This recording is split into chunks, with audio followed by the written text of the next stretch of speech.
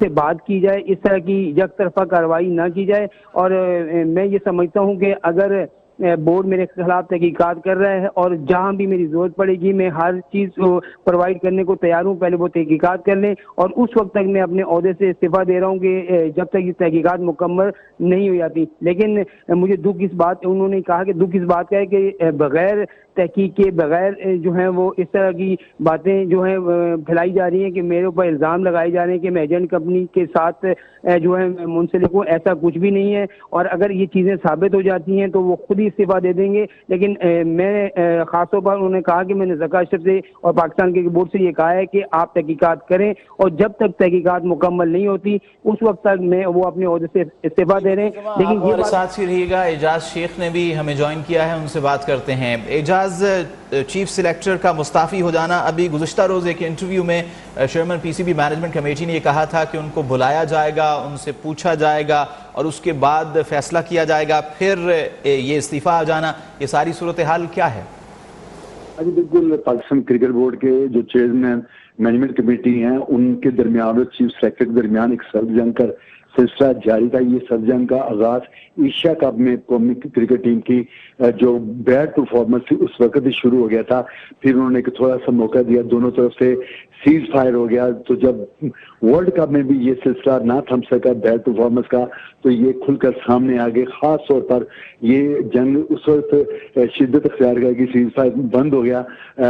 जो जब उन्होंने गुज़िश्ता रोज एक टेलीविजन को इंटरव्यू दिया, टीवी को इंटरव्यू दिया, और उसमें ये वाजे कर दिया था कि जो सेंट्रल कॉन्ट्रैक्ट लड़कों को दिए गए हैं उसमें भी हमने कुछ गलत हमसे हो गया, उस पर भी हम काम करेंगे। जो सिलेक्शन हुई है फिटनेस का म्यार मद्देनजर नहीं रखा गया, और ज़का अशरफ ने वाज़ेह तौर पर कहा कि उनको अंधेरे में रखा गया कप्तान की तरफ से और चीफ सेक्रेटरी की तरफ से कि शादाब खान भी फिट हैं, फखर जमान भी फिट हैं, कुछ खिलाड़ियों के उन्होंने नाम भी लिए।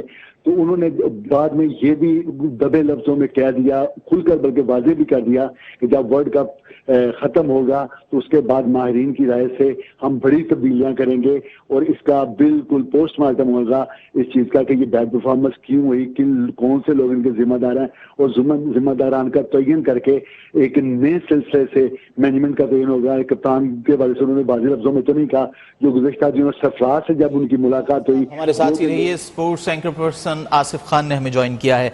आसिफ खान, पाकिस्तान की कौमी टीम भारत में मैच खेल रही है और एक मैच हमें बोर्ड में भी दिखाई दे रहा है कि खेला जा रहा है। एक ऐसा वक्त जब कौमी टीम वर्ल्ड कप में है, ये सारी सूरत हाल, मुस्ताफी हो जाना चीफ सिलेक्टर का, आप क्या समझते हैं, ये कैसा मैसेज जा रहा है? ये मैसेज तो यकीनी तौर पर बहुत ही बुरा जा रहा है, लेकिन चीफ सेलेक्टर के इस्तीफा देने के पीछे की जो सूरत हाल है वो एजाज शेख अभी बता रहे थे। उनकी एक कंपनी है जिसके साथ उनके एजेंट हैं और उसके साथ वो उनके पार्टनर्स हैं। ये बहुत पुराना किस्सा है, ये अभी की बात नहीं है। ज़का अशरफ साहब भी तो किसी चीज़ का जवाब देना। कल जो उन्होंने एक निजी टीवी को इंटरव्यू दिया उसमें उन्होंने किसी और की, यानी उनकी गुफ्तगू बाबर आजम के साथ, उनके जो चीफ एग्जीक्यूटिव ऑफिसर हैं, चीफ ऑपरेटिंग ऑफिसर हैं, उनकी बाबर आजम के साथ आपने फोटो चलवा दी, आपने टेक्स्ट मैसेज चलवा दिए। मतलब ये बेशर्मी की इंतहा है। मैं इतना सख्त अब इस्तेमाल कर रहा हूँ क्योंकि अभी शाहिद अफरीदी को मैं सुन रहा था, उन्होंने तो इससे भी ज्यादा सख्त किया। उन्होंने कहा ये तो घटिया तरीन हरकत है।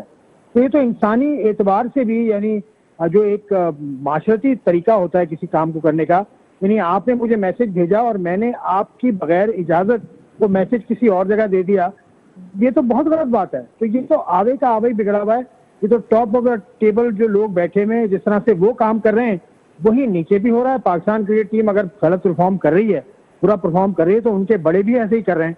तो यहाँ पर एक रस्साकशी का माहौल है जिसका trickle down effect Pakistan team पर आया है। और ये क्रिकेट बोर्ड के अंदर जो भी कुश्ती चल रही है ना क्रिकेट बोर्ड के अंदर कि मैं आ जाऊं और मैं रह जाऊं, इससे हमें निकलना होगा और पाकिस्तान क्रिकेट को मुस्तहकम करने के लिए ये रस्साकशी का माहौल खत्म करना होगा। अच्छा आसिफ खान, कहीं ये मामला इस तरह तो नहीं लगता कि जो जिम्मेदारी है वो कोई लेने को तैयार नहीं है और नाकामी की जिम्मेदारी एक दूसरे पर डालने के लिए ये सारा मैच चल रहा है?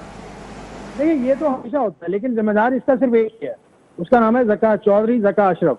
क्योंकि उन्होंने, आपको याद दिलाऊं, मैं एजाज शेख को भी मालूम है और मेरे दूसरे शुरका भी इस बात से लाइल नहीं है कि जब सेंट्रल कॉन्ट्रैक्ट हुए थे तो ज़का अशरफ साहब ने उसकी तारीफी अपने ऊपर लिया था कि ये मैंने करवा दिया। और हमने कुछ ट्वीट भी देखे थे, कुछ खबरें भी ऐसी देखी थी तो अब जो बिगाड़ पैदा हुआ है उसकी जिम्मेदारी आप क्यों नहीं ले रहे? एक और चीज है जिसके पीछे ज़का आसिफ साहब छुप गए थे कि भारत जाने से पहले मैं उस वक्त भारत जाऊंगा जब सहाफियों को वीजे मिल जाएंगे। सहाफियों को कहाँ मिले वीजे? वही 4 सहाफी जिनको वीजे शुरू में मिले थे उन्हीं को वीजा मिले में। तो आप ये ड्रामेबाजी का माहौल जो बनाया हुआ है इससे निकलना होगा। मतलब सियासी तकरूरी तो आपकी भी हुई है, फिर आपकी तकरूरी भी गलत है, आपकी तकरूरी के मामलात भी गलत है। और मैं तो यहाँ तक मैंने सुना है कि मैं इसका ऐनी शाहिद नहीं हूँ, लेकिन ये सुनने में आया कि उनके मामलात जो क्रिकेट बोर्ड के हैं वो ज़का आसिफ साहब के साहबजादे के हाथ में। ये मैं हतमी तौर पे नहीं कह रहा, एजाज शेख इस बात को करीबी जानते हैं, लाहौर में होते हैं, लेकिन ये मैंने सुना है, ये जबान ज़दे आम है ये बात कि उनके बेटे के हाथ में सारा गुलशन का कारोबार है। तो गुलशन का अल्लाह ही हाफिज़ करो। अच्छा आसिफ खान, ये बताइए, आपने सेंट्रल कॉन्ट्रैक्ट और उस पर उनकी मीडिया टॉक की बात की, उस वक्त भी चेयरमैन पीसीबी मैनेजमेंट कमेटी ने एक कंट्रोवर्शियल बयान दे दिया था भारत को लेकर, और उसके बाद कल का मामला जैसा एक इंटरव्यू में, और उसके बाद बाबर आजम की जो चैट थी वो सामने आ गई। तो ज़का अशरफ पहले भी क्रिकेट बोर्ड के चेयरमैन रहे हैं, अब भी रहे हैं, इसके अलावा भी वो कुछ की पोस्ट पर रहे हैं, तो उन्हें इस मामले की संगीनी का अंदाजा नहीं है क्या? नहीं, वो अहल नहीं है, इसका मतलब वो अपने आप को नाअहल साबित कर रहे हैं। वो इतनी बड़ी पोस्ट के लिए, वो कहा जाता है कि कुछ लोग किसी बड़ी पोस्ट से जब आते हैं तो वो उस पोस्ट की छाया निशान हो जाते हैं, यानी उनके उस पोस्ट के हिसाब से वो बर्ताव करते हैं। और कुछ लोग जब ऊंची पोस्ट पे आते हैं तो उसको खींच के अपने दर्जे पे ले आते हैं। तो ये सूरत हाल मुझे ज़का आसिफ साहब का इससे पहला दौर भी मैंने बहुत अच्छी तरह देखा है। 2014, 13, 12 ज़का आसिफ साहब का दौर बहुत अच्छा था। वो PSL के आगाज करने वालों में ज़का आसिफ साहब का नाम है, और वो इसलिए नहीं शुरू कर सके थे PSL क्योंकि वो चाहते थे कि PSL मुकम्मल तौर पे पाकिस्तान में हो, जो कि नहीं मुमकिन था उस दौर में। 2011-12 में ये मुमकिन नहीं था। तो नजम सेठी साहब से उनका इख्तिलाफ ही ये था कि सेठी साहब ये चाहते थे कि दुबई में हो, लेकिन अभी साथ ही मौजूद रहिएगा। एजाज का भी रुक कर लेते हैं। एजाज, यकीनन आपने आसिफ खान की बात सुनी होगी, वो कह रहे हैं कि जब ये ज़का अशरफ जो है उनके बेटे वो तमाम तर मामलात क्रिकेट बोर्ड के देख रहे हैं, आप लाहौर में होते हैं, इस खबर की कितनी सदाकत है इस बात में? और ये भी आपसे जानना चाहेंगे कि इंजमामुल हक पर जो इल्ज़ाम लग रहा है कि वो एक डायरेक्टर हैं कंपनी के, उसमें उसके जो डायरेक्टर्स के नाम में प्लेइंग 11 जो हमारी क्रिकेट टीम इस वक्त है उसके भी कुछ खिलाड़ियों के नाम हैं। देखिए, बात बिल्कुल सीधी और साफ है। जो क्रिकेट से वाबस्ता हैं, जिनका वास्ता है 100%, तो उनको पता है कि क्रिकेट बोर्ड की जो राहदारियां हैं उनमें ये बिल्कुल ज़बान ज़दे आम चीज़ है। हर बंदे की ज़बान से ये लफ्ज़ निकल रहे हैं कि ज़का अशरफ खुद तो ये बोर्ड नहीं चला रहे, बड़े अहम फैसले जो है ना उनके बेटा करता है। तो उनके बेटा साहब जब आते हैं तो उनकी मर्जी से ही जो चाहे वो कसिनो स्कैंडल का मरकजी किरदार उमर कोल्सन हो या कोई और हो, तो उसकी अपॉइंटमेंट कर दी जाती है। वहाँ से जो एहसन नाकी उधर काम कर रहा था उसको वापस बुला लिया गया, और विद टूर्नामेंट में उन दूसरे को चेंज कर दिया गया, जो कभी भी ऐसा नहीं हुआ। सेकेंडली ये है, जो जहां तक आपने कहा कि ये यहाँ पे आवे का आवा ही बिगड़ा हुआ है, आप इनको भी बिल्कुल क्लीन चिट नहीं दे सकते इंजमामुल हक को भी, और उस पूरी जो पूरी एक फैमिली बनी हुई है, ये सारा जो फ्रेंचाइजीज है वो भी इसके जिम्मेदार हैं। चाहे वो कोई भी फ्रेंचाइजर है, वो भी अपने खिलाड़ियों को खिलाने के लिए ऑल आउट जाते हैं, जिद करते हैं। तो सिलेक्शन कमेटी में सबसे ज्यादा जो असर अंदाज होते हैं, चाहे प्लेयर फिट हो या ना फिट हो, उसमें फ्रेंचाइजर्स भी हैं। अगर इस्लामाबाद यूनाइटेड है तो उनकी भी ख्वाहिश होती है कि उनके लड़के ज्यादा खेले, लाहौर कलंदर की ख्वाहिश होती है कि उनके लड़के ज्यादा खेले, मुल्तान सुल्तान। तो ये एक, मैं अगर कहूँ ये लफ्ज मुझे कहना चाहिए या नहीं कहना चाहिए, जो जबान ज़दे आम लफ्ज है, जो आम बंदा भी जानता है, वो कहते हैं कि क्रिकेट बोर्ड पर फ्रेंचाइजर्स माफिया का भी राज है। तो ये क्रिकेट बोर्ड के जो ओहदेदारान हैं, ऑफिशियल्स हैं, जो ऊपर से मसलत हुए हैं, पैराशूटर हैं, वो भी, और जो साबित टेस्ट क्रिकेटर हैं या फ्रेंचाइजर हैं, सब ही इस जो मौजूदा हालात हैं क्रिकेट बोर्ड के, उस सब भी जिम्मेदार हैं। किसी एक को जिम्मेदार नहीं ठहराया जा सकता।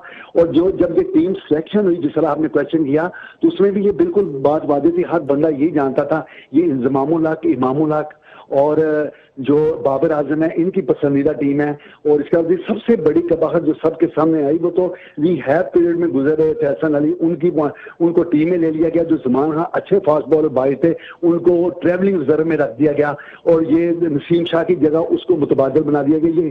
ये मुल्क के साथ, कौम के साथ ज्यादत भी नहीं थी, तो और क्या था। फिर आप शादाब खां को खिलाए जा रहे हो, क्या उस पर टैग लगा हुआ है कि नायब कप्तान का, तो उसके अलावा कोई आपके पास बंदा ही नहीं है। फिर आप नवाज की परफॉर्मेंस देखें, उसामा मीर को आपने कार्नर किए रखा, फखर जमा आउट हुए जा रहा है, परफॉर्मेंस जीरो है, आप अब्दुल्ला शफी को लेके नहीं आ रहे हो टीम में। तो ये सारा का सारा पीछे जो हाथ हैं, जिनके हाथ में उनकी डोरी हैं, जो टीमें करा रही हैं, तो वो उनकी वो भी जिम्मेदार है। और इसी तरह जो फॉरनर कोचेज हैं, जो टीम मैनेजमेंट में बैठे हुए हैं, उन्हें भी अपनी इज्जत का एहसास नहीं, चूंकि वो पाकिस्तानी नहीं है, तो उनको क्या एहसास होगा कि पाकिस्तान की ये पोजीशन है, हर बंदा रो रहा है, हर बंदा पाकिस्तान टीम को डिस्कस कर रहा है, चाहे आप किसी गाड़ी में बैठे हों, कहीं दुकान पे जा रहे हो, हमें खड़े कर करके पूछ रहे हैं कि यार पाकिस्तान टीम के साथ क्या हुआ। तो हम किस किस को ये बताएं कि ये आगे का आवा ही बिगड़ा हुआ है और कोई इसका नोटिस लेने वाला नहीं है। चीफ पैटर्न काकर साहब हैं, जो वजीर आजम है, निगरान, उन्होंने भी नहीं पूछा, कोई बंदा एक्शन नहीं ले रहा कि ये क्या हो रहा है, क्या क्यों खिलवाड़ हो रहा है। ये कहा जा रहा है कि जब टीम हार के आएगी तो फिर इसके खिलाफ एक्शन होगा। With in tournament, during the tournament ये नहीं हो सकता कि किसी को वापस बुला लिया जाए या किसी को रोक दिया जाए। तो बस ये जो खिचड़ी पकी हुई है, इसका यही अंजाम होना था, जो बीच चौराहे में फूटना थी। तो अभी मजीद तब्दीलियां भी सामने आएंगी, जबरदस्त एक्शन लेने की ये जरूरत है कि फौरी तौर पर क्रिकेट बोर्ड के हेड को भी नोटिस किया जाए, उनको तलब किया जाए, उनसे पूछा जाए। आपकी ये भी खबर होगी आपके पास, जब कायमा कमेटी इनको बुलाती है तो अब आगे सीना चौड़ा करके कहते हैं कि हम तो खुद इतना बड़ा टैक्स देते हैं, क्रिकेट बोर्ड देता है, तो हम आपकी कौन सी बात किस पर अमल करें, हम तो पाकिस्तान हुकूमत से कुछ लेते ही नहीं। तो इसी जनाजे में जो कायमा कमेटी के लोग हैं वो भी खामोश होकर बैठ जाते हैं। क्रिकेट बोर्ड ने पता नहीं क्या समझा रखा है, लोग उनके खिलाफ कोई बात ही नहीं करते, जो सामने आता है उसको कह देते हैं कि ये ओहदे का भूखा है। तो जो दूसरे क्रिकेटर हैं, ये भी एक हकीकत है कि जो क्रिकेटर्स अब ओहदों पे नहीं है वो तनकीद कर रहे हैं। जब मैच शुरू होने थे, वर्ल्ड कप या एशिया कप, उस वक्त उन्होंने चुप साफ रखी थी, शायद वो भी मुंतजर थे कि जब ये सब कुछ होगा, खराबी होगी, फिर हम बात करेंगे। तो कोई क्रिकेट कमेटी में शामिल हो गया, कोई सेक्शन कमेटी में शामिल हो गया, इसी तरह सबने अपने अपने ओहदे लिए और जिनको ओहदे नहीं मिले वो बोलना शुरू हो गए। मैं कहता हूँ एक जिम्मेदार नहीं है, यहाँ पे आगे का आवा ही बिगड़ा हुआ है। तो इसको मुकम्मल तौर पर जो है ना, इसका पोस्टमार्टम होना चाहिए, इनको बिल्कुल क्लीन करना चाहिए, नए सिरे से नई मैनेजमेंट आनी चाहिए और नए लोग आने चाहिए जिनको एहसास हो कि पाकिस्तान सबसे परचम की सरबुलंदी करनी है।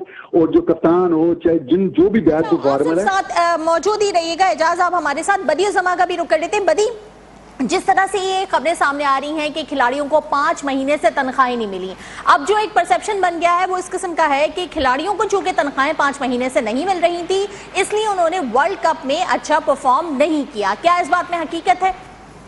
बिल्कुल ऐसा भी नहीं है। आप देखिए, ये इस तरह की चीजें नहीं होती। वर्ल्ड कप से पहले आपको याद होगा कि जब सेंट्रल कॉन्ट्रैक्ट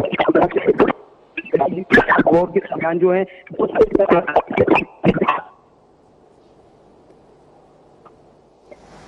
हमारा राबिता शायद मुनक़ता हुआ है बदियुज़्ज़मा से। बदियुज़्ज़मा से हम राबिता फिर करेंगे। आसिफ खान भी हमारे साथ हैं। आसिफ, पीसीबी मीडिया की जानिब से अभी एक ट्वीट किया गया है और इस मामले पर एक फैक्ट फाइंडिंग कमेटी बनाई गई है, ये कहा गया है इस ट्वीट में, और ये जो मफादात के टकराव की बात सामने आ रही थी, तो आप क्या समझते हैं, ये सही मौका था, ऐसा ही होना चाहिए था? देखें, अब से पहले कौन सा कोई काम सही हुआ है? पिछला एक हफ्ता बड़ा बहरानी रहा है पाकिस्तान क्रिकेट बोर्ड के सामने। अब उन्होंने कमेटी बना दी, तो इस पूरी सूरत हाल को भी मैं आपको समझा दूं कि ये कमेटी, ये जो कंपनी है, इसमें रिजवान एक डायरेक्टर है, इसमें बाबर आजम एक डायरेक्टर हैं, और उनकी कंपनी के जो मालिक हैं तला एहसान साहब, वो एक डायरेक्टर हैं, और ये 2016 से है, कोई आज से नहीं है। ये